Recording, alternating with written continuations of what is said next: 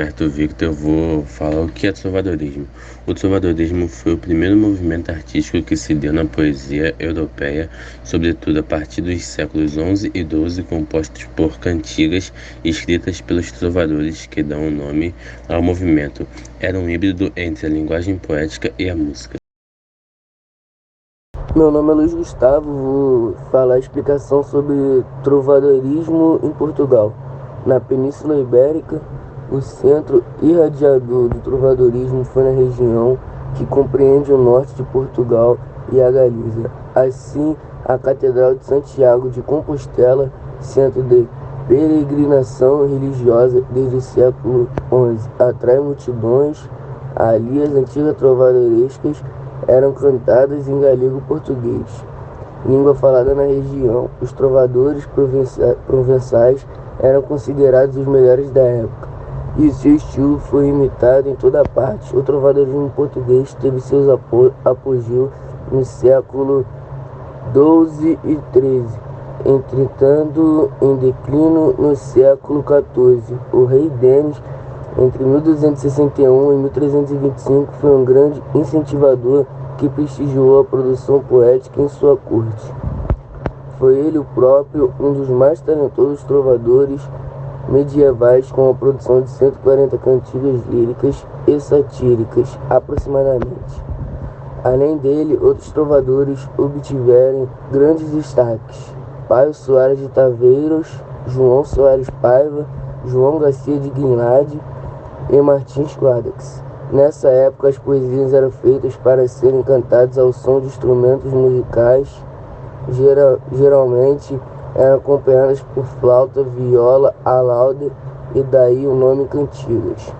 O cantor dessas composições era chamado de jogral, e o autor era o trovador. Já o menestrel era considerado superior ao jogral por ter mais instrução e habilidade artística, pois sabia tocar e cantar.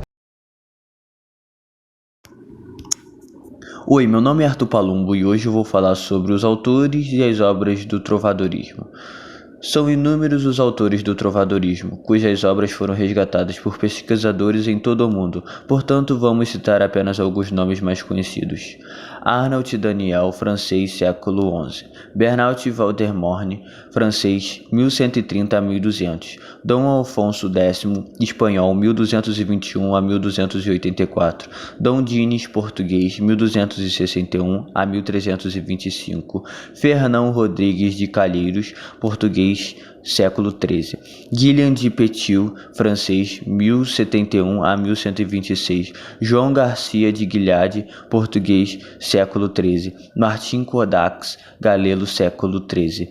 Nune Fernandes Torneal, galelo, século XIII. Paio Gomes Charinho, galelo, século XIII. Paio Soares de Tafeiros, galelo, século XIII. Pedro Gonçalves Portocarreiro, português, século XIII. Rambaut de Aurega, francês, 1147 a 1173.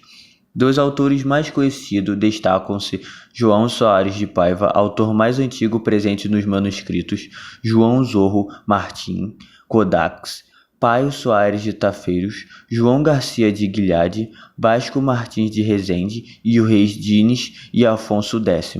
As obras do trovadorismo constituem de pergaminhos e manuscritos. O que chegou até nossos dias está compilado nos Cassioneiros. São mais conhecidos aos pergaminhos Findel e Charrer, por possuírem notação musical. Com base neles, foram feitas gravações contemporâneas de algumas cantigas como Ondas do Mar de Vigo, do jornal Martim Codax, permitindo que possamos ouvir as cantigas conforme foram idealizadas por nossos autores.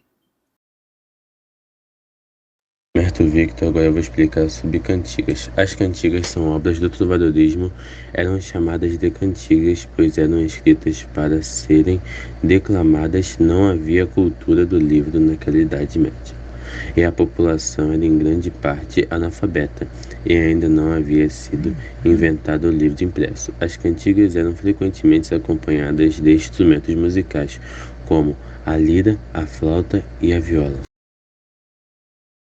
As cantigas de amor surgiram entre os séculos XI e XIII, influenciadas pela arte desenvolvida na região da Provença, no sul da França.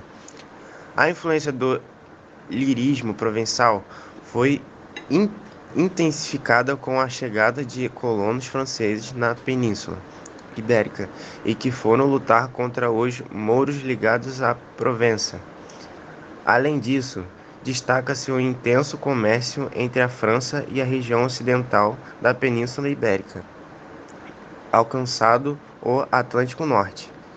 Nesse contexto surge o amor cortês, baseado no amor impossível, onde os homens sofrem de amor, pois desejavam mulheres da corte que geralmente eram casadas com nobres.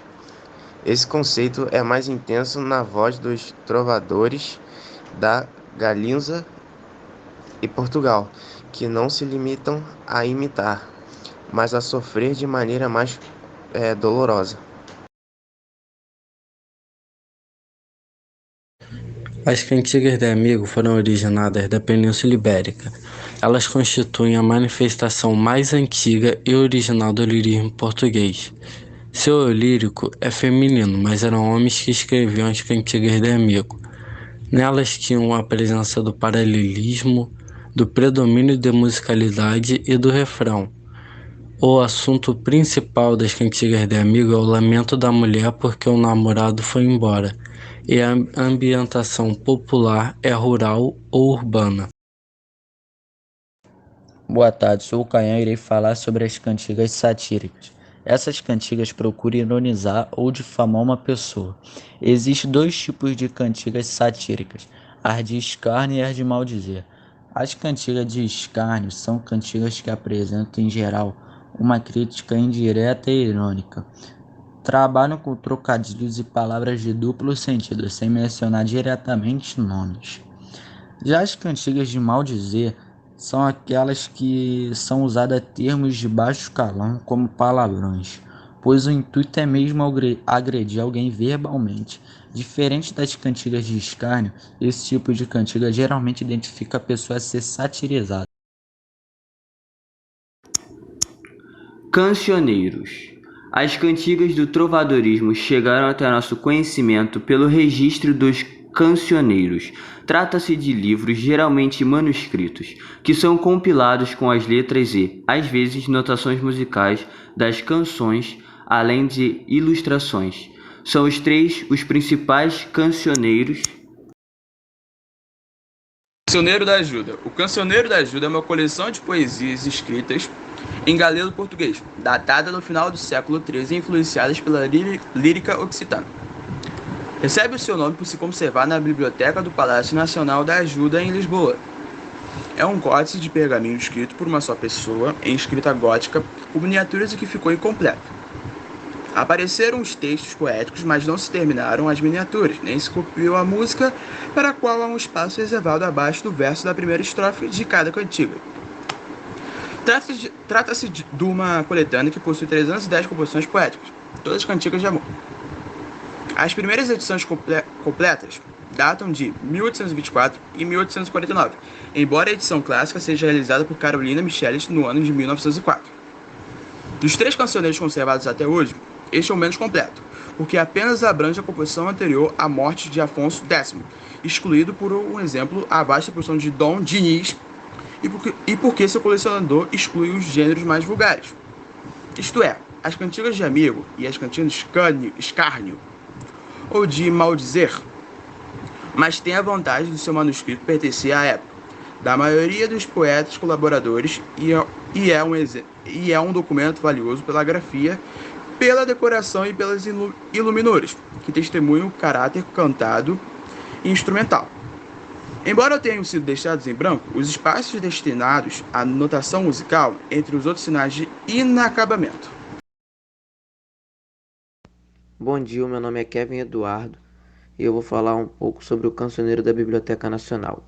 O Cancioneiro da Biblioteca Nacional é uma compilação de 1560 poemas de trovadores galego-portugueses dos séculos 7 a 14.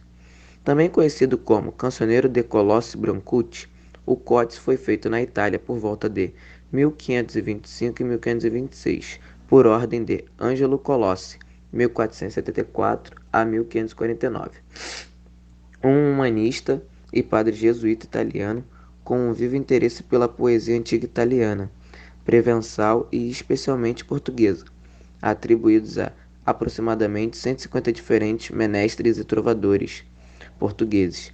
Os poemas apresentam 3 gêneros: cantigas de amor, poemas de um trovador para sua amada; cantigas de amigo, poemas de uma mulher para seu trovador amado; e cantigas de escárnio e maldizer, poemas satíricos. Dentre os poetas apresentados estão Dom Dinis, rei de Portugal, reinou entre 1279 e 1325. Sancho I, rei de Portugal, reinou entre 1185 e 1211.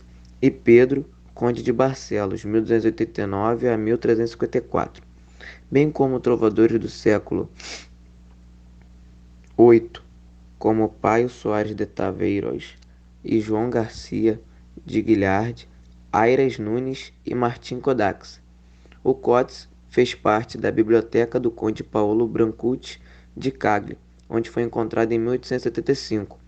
Ele passou então para as mãos do filósofo italiano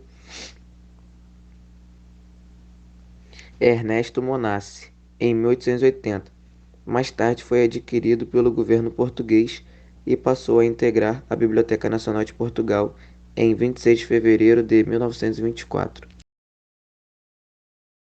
O Cancioneiro da Vaticana é uma cópia quentista de uma coletânea datável do século XVI de textos poéticos, compostos por trovadores galego-portugueses. Foi mandado copiar pelo colecionador italiano Angelo Colotti, provavelmente na Cúria, a partir de uma compilação trecentista de que partiria também a cópia quentista, designada Cancioneiro da Biblioteca Nacional, correspondente talvez ao livro das cantigas mencionado no testamento do conde de Barcelos de Pedro e composta já no momento de maturação da poesia galego-portuguesa. Este manuscrito, que se encontra na Biblioteca Apostólica Vaticana, de onde deriva a sua denominação, foi objeto de uma cópia atualmente na posse da Bancroft Library, realizada entre o fim do século XVI e no início do século XVII, redescoberta em Madrid por Francisco Adolfo Varnhagen, que dela fez uma edição parcial em 1870. Quanto ao Cancioneiro da Vaticana, foi parcialmente editado por Caetano Lopes de Moura em 1847 e em 1875. Foi publicado em uma edição diplomática por Ernesto Monati. Composto por cerca de 1.200 composições, o Códice, ao contrário do Cancioneiro da Biblioteca Nacional, parece transcrito por um único copista e com uma reduzida intervenção no texto do supervisor Ângelo Colotti, oferecendo deste modo uma cópia esteticamente mais limpa que faria talvez objeto de uma oferta. As composições correspondem apenas com uma diferença quantitativa de um modo geral. As do Cancioneiro da Biblioteca Nacional abarca assim o mesmo arco cronológico de autores de fins do século XII a meados do século XVI, e obedece também a uma divisão de acordo com os 3 gêneros canônicos em cantigas de amor, em cantigas de amigo, em cantigas de escárnio e maldizer.